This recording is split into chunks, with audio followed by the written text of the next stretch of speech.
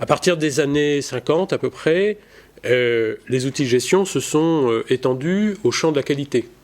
Alors d'abord le contrôle qualité, puis la gestion de qualité, c'est-à-dire s'intéresser au processus de production pour penser la qualité, et puis la qualité totale à partir des années 90. Nouvelle extension à la question des ressources humaines, avec la gestion des ressources humaines, notamment autour de la question de la compétence, gestion prévisionnelle des emplois et compétences en particulier, mais aussi le développement des entretiens d'évaluation, alors qui ne sont pas directement des outils de gestion, mais qui vont être mobilisés dans le cadre d'une pratique de gestion, et qui peuvent être, dans certaines pratiques, très en phase avec la manière dont on pense et on agit sur la performance, en particulier l'individualisation de la relation salariale, c'est-à-dire derrière des questions d'une individualisation du suivi de la performance, d'objectivation individuelle, etc., etc., etc. Et puis une extension à peu près à la même époque à la gestion de la relation client, cette fois-ci, c'est-à-dire trouver dans la manière de suivre, de comprendre, de repérer sur des pratiques de clients des possibilités de développement, de gain de performance, etc., etc., avec une généralisation assez forte à partir des années 2000. Donc on voit que, d'une certaine manière, les outils de gestion sont partis d'un suivi comptable pour s'étendre à un ensemble de dimensions de l'entreprise. Voilà. Le tout dans un contexte marqué par trois éléments principaux qui vont, d'une certaine manière, changer le rôle et la façon dont vont être mobilisés ces outils de gestion. Alors, le premier élément de contexte est bien sûr le développement des nouvelles technologies d'information et de la communication qui vont permettre, entre autres, une instrumentation extrêmement poussée des questions de gestion et le développement des outils de gestion, jusqu'à des possibilités de suivre des paramètres de plus en plus variés et de plus en plus individualisés. Deuxième contexte, c'est le contexte économique que j'ai résumé ici sur l'aspect de la globalisation, c'est-à-dire une évolution entre les années 70 du dispositif fordien jusqu'à maintenant, à travers l'accentuation de l'intensité de la concurrence et la transformation des modalités de la concurrence, c'est-à-dire par où se joue la concurrence, dans un monde de plus en plus ouvert, de plus en plus concurrentiel, et où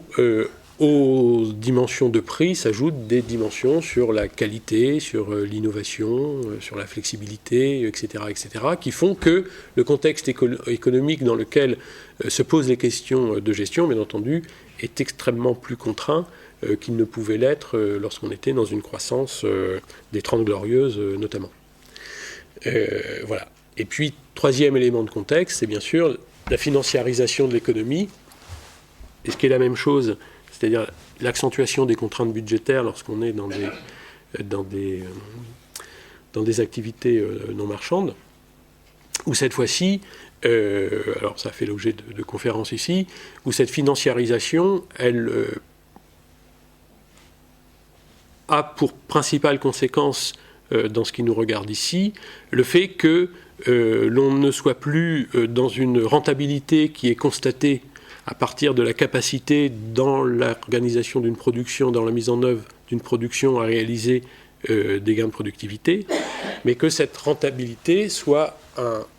une exigence de départ, c'est-à-dire un objectif à atteindre,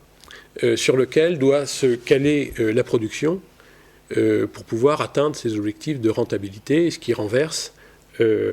l'ordonnancement entre qualité, productivité et rentabilité. Eh bien, il y a un renversement, ce qu'a expliqué Christian Luther dans une conférence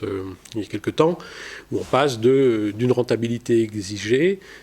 à des recherche de gains de productivité ou de réduction de coûts pour atteindre cette rentabilité exigée, et puis on constate les effets que cela peut avoir sur la qualité. Et ça, pour ce qui nous concerne ici, lorsqu'on est dans des entreprises où la dimension financière est particulièrement importante, eh bien, d'un seul coup, les outils de gestion vont devenir en même temps porteurs d'objectifs à atteindre, et pas simplement de constater des résultats par rapport à une activité productive. Alors cette extension des outils de gestion et ce déplacement